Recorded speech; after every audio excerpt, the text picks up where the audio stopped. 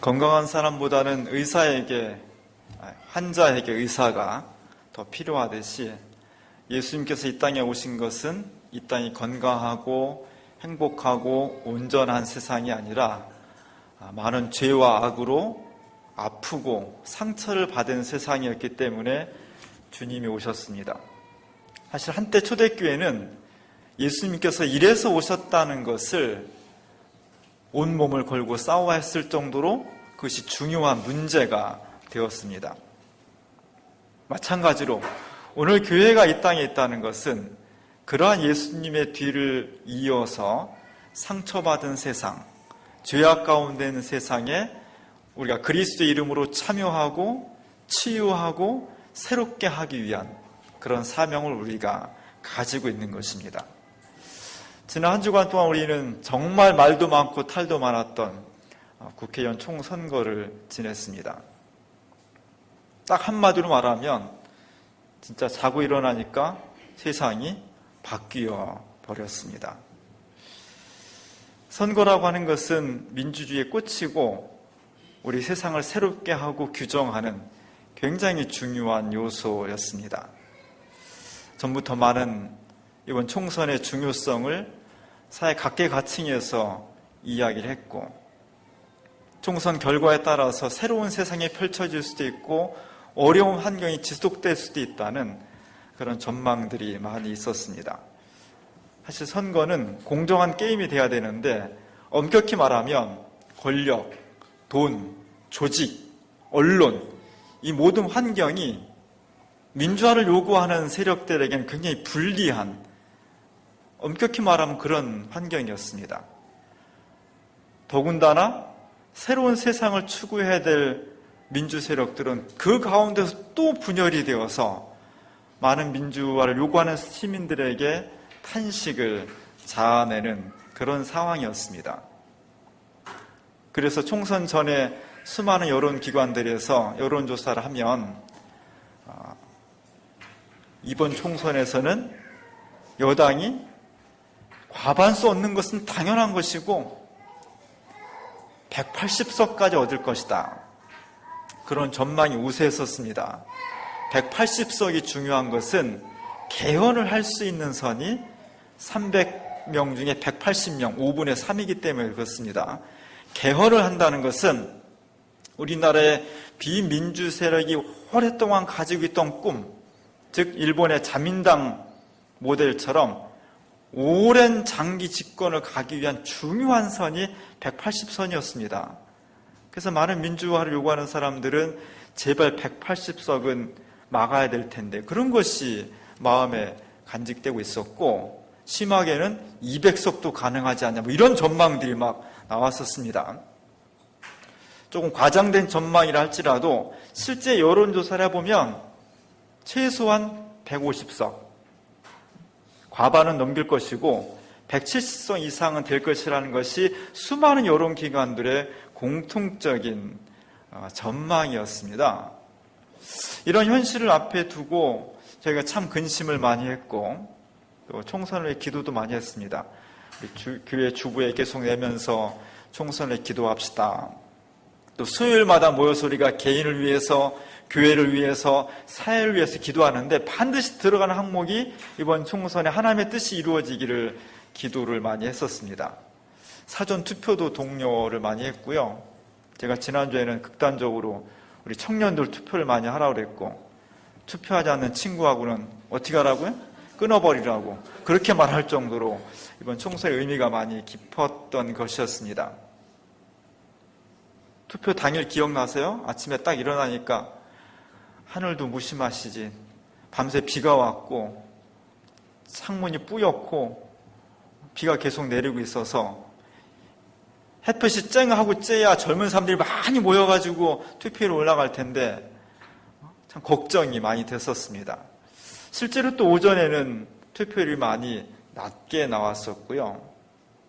우리 교인들이 저한테 수시로 막 SNS로 연락을 해옵니다. 목사님, 줄은 길게 섰는데 연세 드신 분들은 많이 있는데 젊은 사람들이 잘 보이지 않습니다. 이런 이야기도 있고, 또 어떤 지역은 그래도 젊은 사람이 많네요, 이런 경우도 있고, 줄 서서 얘기 들어보니까 아직도 많은 사람들이 그냥 귀가 꽉 막혀서 갖고 세상이 어떻게 돌아가는지 모르고 그렇습니다.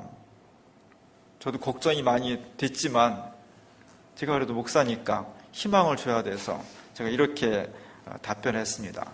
권력과 언론이 국민을 호도하지만 하나님의 반전 카드를 기대하고 있습니다. 사실 말은 그렇겠지만 어떤 반전이 일어날지 사실은 깜깜한 그런 상황이었습니다. 그리고 그날은 시간이 정말 빨리 지나갔어요. 수요일이기도 했고, 제가 오전에 그냥 여러분들한테 카톡으로 막 보냅니다, 매주마다. 그리고 또 수요 기도회도 준비하고, 어쩌다 보니까 벌써 5시가 넘었더라고요. 그때부터는 일이 손에 안 잡히는 거예요. 왜냐하면 6시 땡 치면 뭐가 나와요? 출구조사 발표가 나오니까. 2002년도에 제가 생생하게 기억합니다. 참여정부가 시작될 때 2002년도 6시 정확히 땡 쳤을 때 그 감격, 그리고 딱 10년 후에 2012년도에 오후 3시까지 민주세력이 이겼다고 다 확신했다가 6시 땡 쳤을 때 그 실망감, 이 감정이 그대로 살아있어서 도대체 이번 2016년도 20대 국회의원 총선의 출구조사 발표가 6시 땡과 함께 어떻게 나올지가 막 두근두근 하면서 기다렸습니다. 놀랍게도 정말 모든 여론조사 기관의 예상을 뛰어넘어서 오히려 민주 세력이 이기는 것으로, 그것도 한 방송사가 아니라 세 지상파 방송사의 결과가 공통적으로 나오는 걸 보고 저는 정말 깜짝 놀랐습니다. 요즘 여론조사 하도 틀리니까 저거 잘못된 거 아닐까? 그러나 잘못되지 않기를, 저건 정말 맞기를, 그러면서 조마조마하면서 수요예배를 드렸고 끝까지 한 12시 넘어까지 보았습니다. 다행히 출구조사가 틀리지 않았고요. 제가 1시쯤 잤는데 과반수를 안 주는 것으로 보도가 되는 것을 개표 결과 보면서 제가 정말 감사하고 흥분되면서 잠을 잤습니다. 그리고 아침에 일어나니까 더 중요한 상황이 벌어졌죠. 과반수를 안 준 것뿐만 아니라 제 1당 자리를 야당에서 가져온 게 된 것이었습니다. 너무너무 감격적이었고, 그동안 그 전날까지 정말 우리 사회와 역사에 대해서 비관과 어두운 전망, 걱정, 탄식 이런 것들이 주를 이루었었는데, 저렇다고 세상이 한 번에 바뀌는 건 아니지만 뭔가 새로운 국민들의 열망과 새로운 의식, 이런 것들이 우리 사이에 펼쳐지고 있다는 것을 온몸으로 느끼는 그런 중요한 계기가 되었습니다. 특별히 또 우리 교회에서는 우리 김태년 의원이 우리 수정구, 우리 동네에서 3선에 성공을 했고요. 우리 원로 목사님의 사위요 이보민 집사님의 형부인 이인영 의원도 구로구에서 3선에, 이 두 분이 이 민주개혁 젊은 세력, 젊진 않지만 혹시 말하면 젊은 세력의 대표로서 굉장히 활동을 많이 하시고 기대가 많이 되는 분들인데 다 압도적인 차이로 당선이 되어서 너무너무 감사한 그런 한 주간이었습니다. 이제 한 막이 내렸습니다. 그리고 우리는 새로운 자세와 새로운 전망과 새로운 마음을 가지고 새롭게 출발해야 될 그런 선상에 서 있습니다. 개인의 삶이든 역사의 삶이든 그 속에 우리가 처한 환경 속에서 여러 가지 어둡고 힘든 것들이 있지만 우리가 인식하든 인식하지 못하든 우리가 느끼고 있든 느끼고 있지 못하든 하나님께서는 우리가 알지 못하는 가운데 깜짝 놀랄 반전의 카드를 늘 가지고 있다는 것, 그것이 사실은 복음입니다. 오늘 이 말씀도, 우리가 함께 읽은 이 말씀도 그 맥과 같이 상통하는 그런 말씀을 가지고 있습니다. 우리는 가끔 슬픔에 빠집니다. 애자나 내수에 빠지는 때가 있어요. 그냥 가슴이 찡하기도 하고요. 괜히 가슴이 먹먹해지고 눈물이 나오기도 하고, 우리 일거수일투 속에서 슬픔의 냄새를 맡게 되는 그런 경우가 가끔 있습니다. 저는 그런 때 고등학교 국어 교과서에 실렸던 안톤 슈낙의 우리를 슬프게 하는 것들이라는 길지 않은 수필을 가끔 꺼내서 읽습니다. 그 마지막 단락에 이런 부분이 나옵니다. 이 모든 것은 우리의 마음을 슬프게 한다. 그러나 우리를 슬프게 하는 것들이 어찌 이쁘니랴. 온유월의 장의행렬, 가난한 노파의 눈물, 거만한 인간, 보라색, 검정색, 회색 같은 빛깔들, 둔한 종소리, 바이올린 지연의 소리, 추수 가을밭에 보이는 연기, 산길에 흩어진 비둘기의 깃털, 자동차에 앉은 출세한 부녀자의 좁은 어깨, 떠돌아다니는 가극단의 여배우들, 벌써 줄에서 3번째 떨어진 광대, 지붕 위에 떨어지는 빗소리, 휴가의 마지막 날, 사무실에서 처녀의 가는 손가락이 때 묻은 서류 속에서 움직이고 있는 것을 보게 될 때, 보름밥에 개 짖는 소리, 크누크 함순의 2, 3절, 어린아이의 배고픈 모양, 철창 안에 보이는 죄수의 창백한 얼굴, 무성한 나무 위에 떨어지는 흰 눈송이, 이 모든 것이 또한 우리의 마음을 슬프게 한다. 이 수필가의 고백처럼 사실 우리의 삶을 세세히 들여다보면 곳곳마다 슬픔이 내재해 있고 슬픔 소리와 느낌이 묻어나는 것을 부인할 수가 없습니다. 인생을 살면서 특별히 중년에 이르렀을 때 슬픔이 있구나.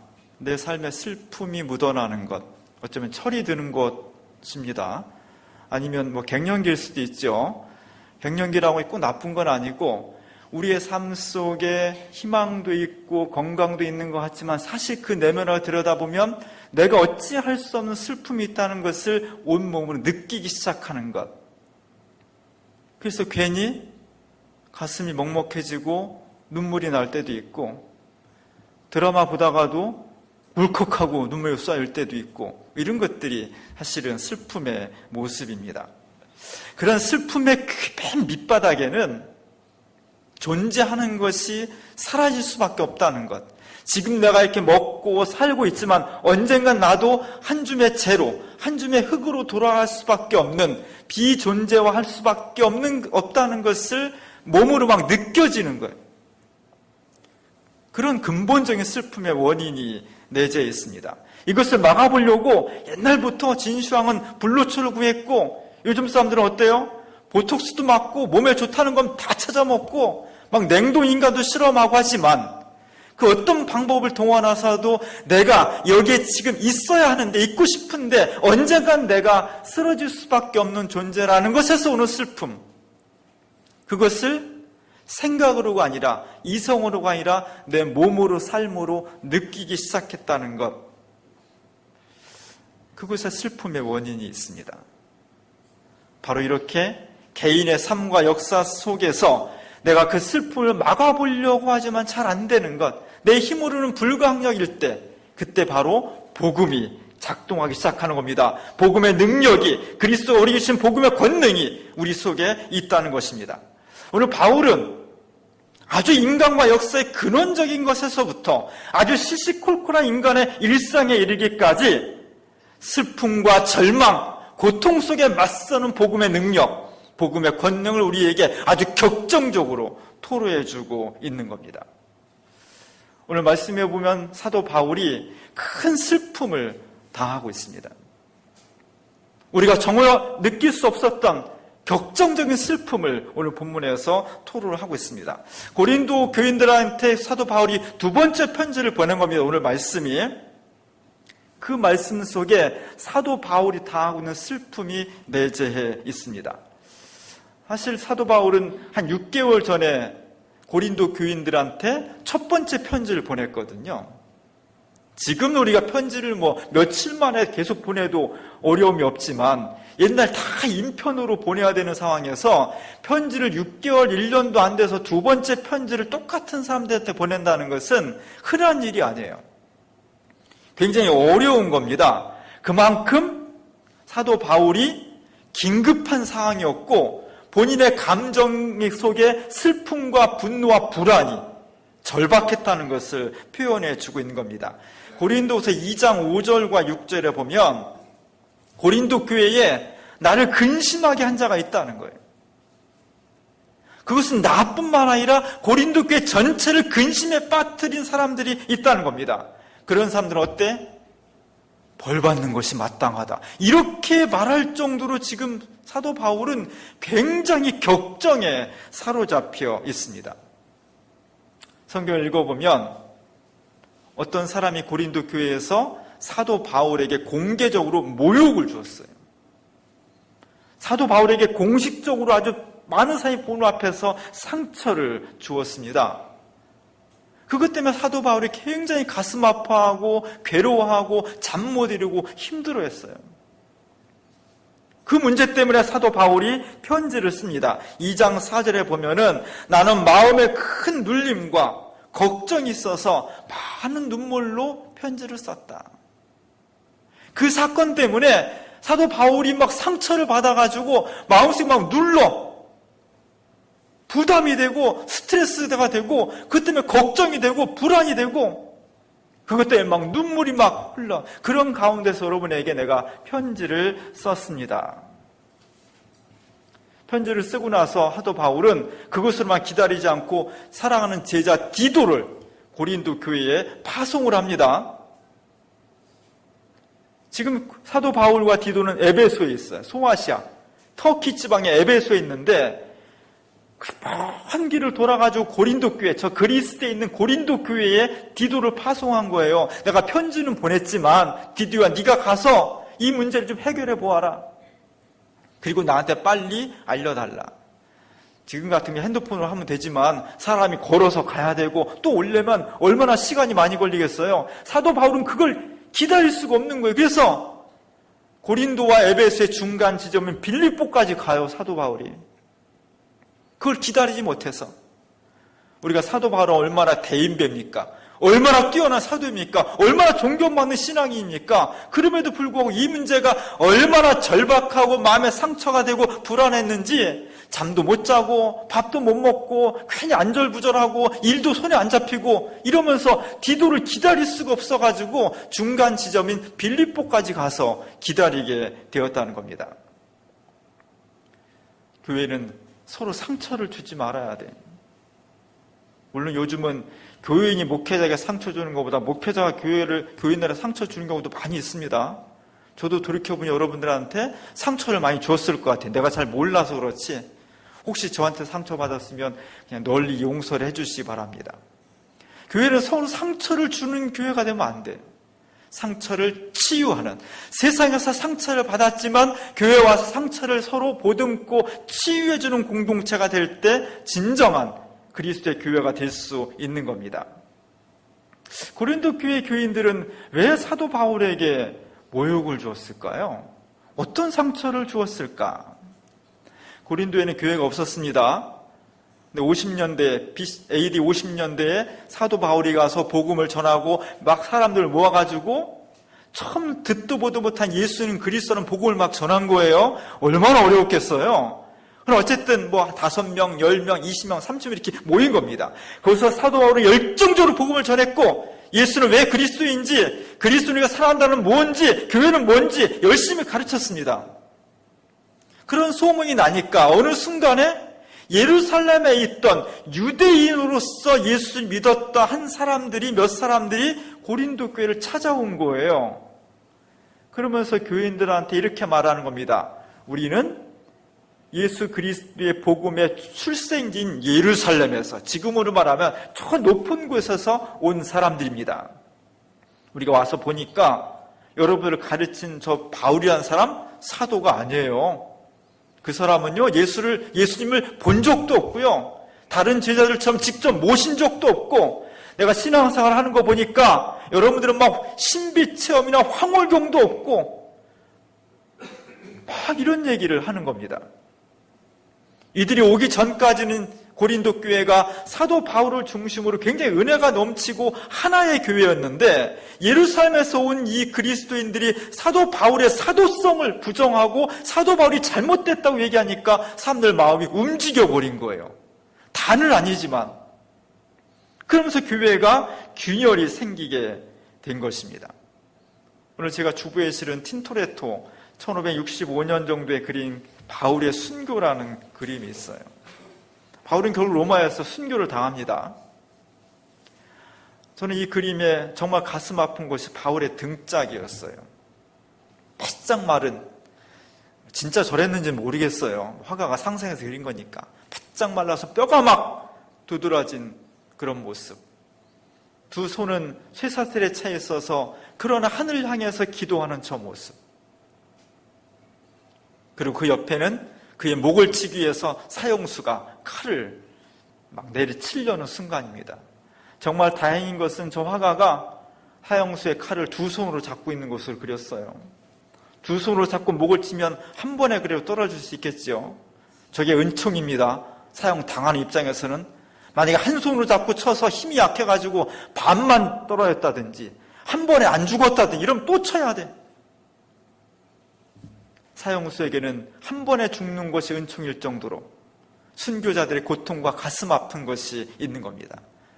하나님께서는 천사를 보내셔서 이제 순교를 당할 사도 바울을 하나는 월계관으로 하나는 종려나무 잎으로 그를 영접하는 그런 모습을 그려주었습니다. 사실 교회에서, 교회 공동체에서 권위의 문제는 교회가 처음 시작될 때부터 2000년 동안 교회의 아주 중요한 문제였습니다. 왜냐하면 군대 같으면 부대장이 명령하면 돼요. 그 명령을 안 들으면 전시에는 부대장이 부하를 사살할 권한도 있습니다. 회사 같으면 말 안 들으면 부하 직원을 그냥 자를 수도 있어요.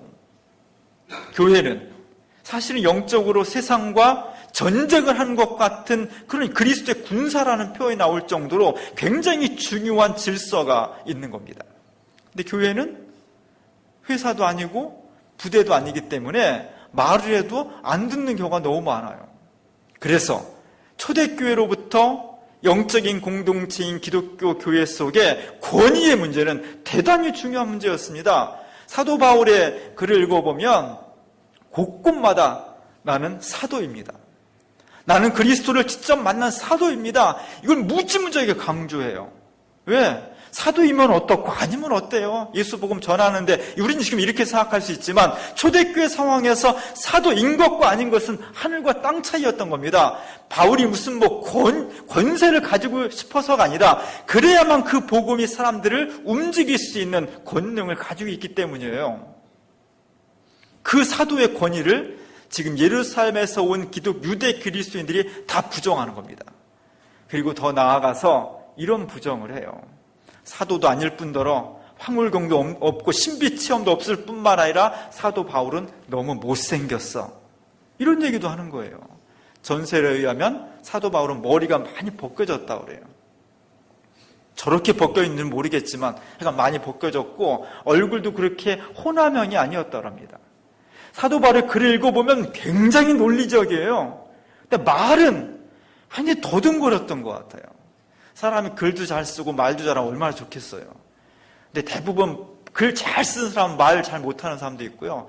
말은 기가 막히게 잘하는데 글 잘 못 쓰는 사람이 있어요. 사도 바울은 글은 잘 쓰는데 말은 잘 못하는 사람이었어요. 그래서 유대에서 온 이 사람들이 사도 바울은 사도성도 없고 말도 잘 못하고 얼굴도 못생겼고 막 이렇게 비난을 해버렸다는 겁니다. 여기에 대해서 많은 사람들 흔들리지 않았는데 몇 사람이 흔들리면서 그걸 가지고 사도 바울을 공격했다는 거예요. 당신은 사도가 아니오. 당신은 얼굴도 못생겼어. 말도 못하고. 이런 것을 공개적으로 사도 바울이 공격을 당했을 때 개인적으로 굉장히 상처도 받았을 뿐만 아니라 그 전에는 교회 공동체가 일사불란하게 신앙 안에서 서로 믿고 의지하면서 하나의 공동체였는데 이 공동체가 균열이 생겼다는 거예요. 이것이 아픈 겁니다. 이것이 상처가 됐던 거예요. 요즘 우리나라에 신모식이라는 단체가 이단 사이비 단체가 한국교회를 전면적으로 공격을 하고 있습니다. 옛날에는 몰래 와서 교회 우편함에다가 저런 문서들을 이렇게 살짝 놓고 도망갔어요.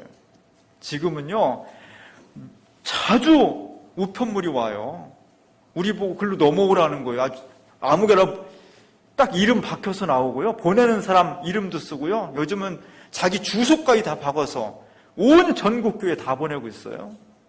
메일로도 와요. 제가 스팸 처리하면 또 다른 사람 이름으로 전방위적으로 지금 저런 걸 보여주고 있습니다. 저게 왜 악하냐? 교회에 들어와서 목회자와 교회 지도자들의 약점을 잡아서 교인들한테 막 유포를 시켜서 교회를 균열시켜요. 그리고 그 교회를 자기네 교단으로 뺏어가요. 그것이 진정한 복음이라고 이야기를 해요. 그리고 성경 공부를 한다고 해서 자기들끼리 몰래 성경 공부를 하면서 편향된 신앙을 주입시켜서 교회를 균열시키고 분열시키고 상처를 주는 것이 저들의 행위입니다. 오늘 한국교회가 저것 때문에 얼마나 많은 상처를 받는지 몰라요. 사도 바울이 그보다 훨씬 상처를 받은 겁니다. 지금 고통 속에 있게 되었습니다. 그러면서 충격받고 불안하고 눈물 짓고 안절부절 못하는 그런 상황이 되었다는 겁니다. 이런 상황에서 이 슬픔과 분노와 절망과 고통 가운데 사도 바울은 대체 어떻게 이것을 극복했을까? 오늘 사도 바울이 오늘 우리에게 이런 말씀을 해주고 있는 겁니다. 오늘 4장 8절 9절에 보면 내가 사방으로 우겨쌈을 당했다. 사방으로 우겨쌈을 당하고 답답하고 박해를 받고 막 거꾸로 지고. 우리는 지금 편하게 이 말씀을 읽지만 2000년 전에 사도 바울은 정말 이렇게도 안 되고 저렇게도 안 되고 무너져 내리고 상처받고 두드려 맞고 고난받고 엎친 데 덮친 격이고 그런 일이 막 벌어진 거예요. 자기 진심은 통하지 않고 왜곡되고 모함받고 해결책은 없고.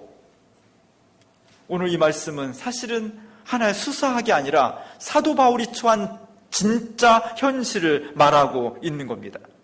진짜 넘어졌고요. 진짜 꼬꾸러졌고 진짜 상처를 받아서 눈물 속에 있습니다. 우리도 그러죠.